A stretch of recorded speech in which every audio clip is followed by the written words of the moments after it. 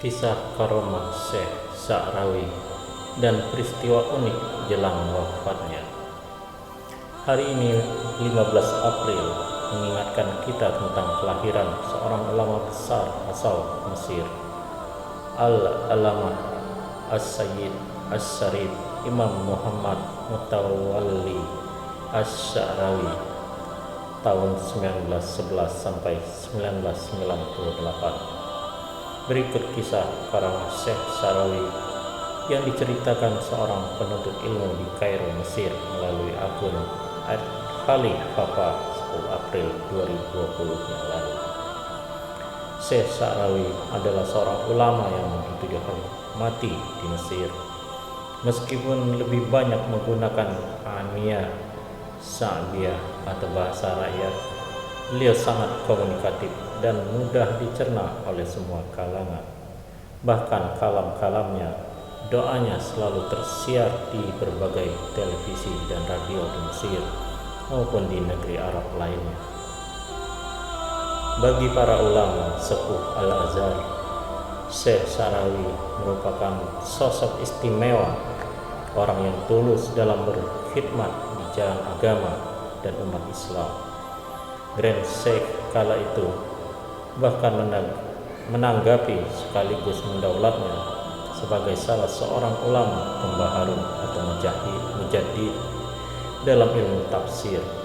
Syekh Sa'rawi lahir di desa Dakadus, distrik Midgam, provinsi Dakahlia, Mesir, tanggal 15 April 1911. Ada yang menyebutnya tanggal 16 April 1911. Pada saat diskusi panel di Pavilion Al-Azhar Desember 2019 yang lalu, beberapa ulama besar mengulas manaqib Syekh Sa'rawi, di antaranya Syekh Profesor Dr. Ahmed Omar Hasim. Dr. Ahmed Sa'rawi, putra Syekh Sa'rawi. Menurut Syekh Omar Hasim, Syekh Sa'rawi adalah satu wali Allah yang doanya mustajab. Mengenai cerita keramat para aulia dan keistimewaan ulama Al-Azhar, Syekh Omar Hasim memang paling mampu menceritakan secara detail, termasuk cerita Syekh Omar tentang keramat Syekh Abdul Halim Mahmud radhiyallahu anhu. Syekh Sa'rawi berguru kepada Syekh Al-Sayyid Muhammad Balqaid Al-Hibri Al-Hasani, seorang ulama besar sekaligus mursyid Tariqah Sazili di Aljazair. Pertemuan keduanya pun unik. Dikisahkan mula-mula Syekh Sa'rawi diberikan mandat sebagai pimpinan delegasi Al-Azhar untuk negara Aljazair. Namun Syekh Sa'rawi menolaknya. Pada suatu malam, Syekh Sa'rawi bermimpi bertemu seorang lelaki paruh baya yang bersinar wajahnya dan berkata kepada dirinya dalam mimpi, "Mengapa engkau menolak datang kepada kami?" Dari mimpi itulah akhirnya mengubah pikiran dan sikap Syekh Sa'rawi yang awalnya menolak menjadi pimpinan delegasi, menerima dan memenuhi permintaan menuju negara Aljazair. Sesampainya di Aljazair, beliau bertemu dengan Syekh Al-Sayyid Muhammad Balqaid Al-Hibri Al-Hasani, yang ternyata adalah sosok yang menemuinya sekaligus menegurnya dalam mimpi. Batalkan pemindahan makam Nabi Ibrahim. Karamah lain yang dianugerahkan Allah kepada beliau terjadi sekitar tahun 1954 di Saudi pada era Raja Saud Ibnu Saud. Kisah ini sangat masyhur di Jazirah Arab, terlebih di Mesir. Kala itu Syekh Sa'rawi sebagai dosen kuliah syariah di Makkah Al-Mukarramah mendengar bahwa pemerintah Saudi melakukan proyek perluasan area Baitullah Al-Haram sekaligus melakukan tarmim atau perbaikan, sehingga adanya rencana pemindahan makam Ibrahim dari tempat aslinya. Tujuannya untuk memperluas area tawaf. Pihak kerajaan Saudi pun sudah memberikan keputusan. Para mufti sepakat hanya tinggal eksekusi. Namun Syekh Syarawi lah satu-satunya orang non-Saudi yang menolak dan berupaya mencegah rencana itu.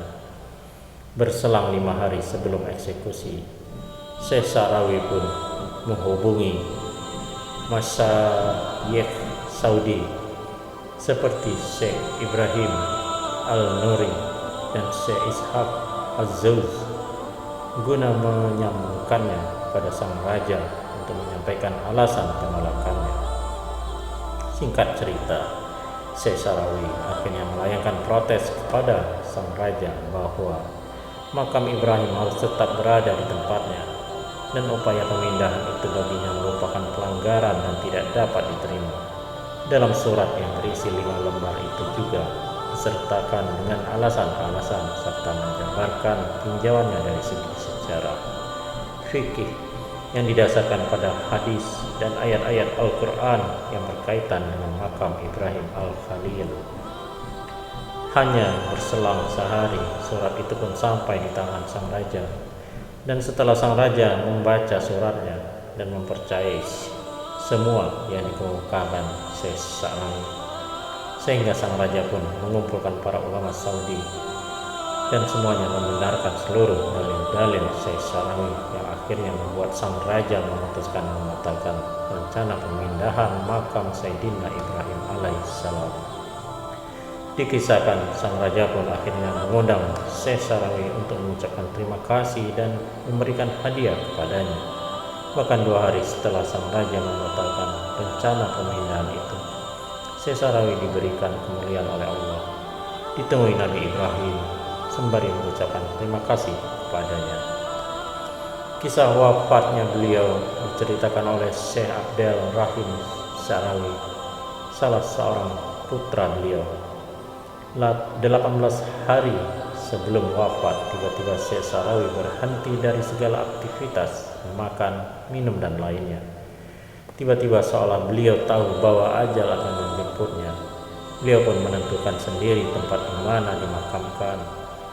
Tiba-tiba beberapa jam sebelumnya, beliau minta untuk mandi dan membersihkan badan, minta digantikan jubah putih yang serba baru yang belum pernah dipakai sama sekali. Sebagaimana cerita-cerita keramat para ulama dan para aulia di Indonesia yang sering kita dengar. Menurut kesaksian kerabat dan keluarga, saat ajal datang, Syekh Syarawi seolah disambut oleh para ahli bait, para wali kutub di Mesir seperti Sayyidina Husain radhiyallahu anhu, Sidi Ahmad Al-Badawi radhiyallahu anhu yang makamnya di kota Kanta, Sidi Ibrahim Al-Kursi Ad-Dasuki radhiyallahu anhu yang makamnya di kota Dasuk Kapal, Sidi Hasan Sazili radhiyallahu anhu yang makamnya di Humaysyarah, Sayyidah Zainab Al-Kubra dan Sayyidah Nafisah yang makamnya di Kairo, dan masih banyak lagi.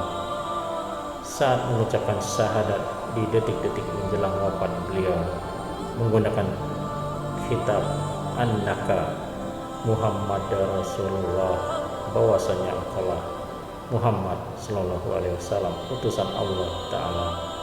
Inilah kitab kepada orang yang ada di hadapan beliau, yang artinya Rasulullah Sallallahu Alaihi Wasallam pun turut hadir menyambut beliau.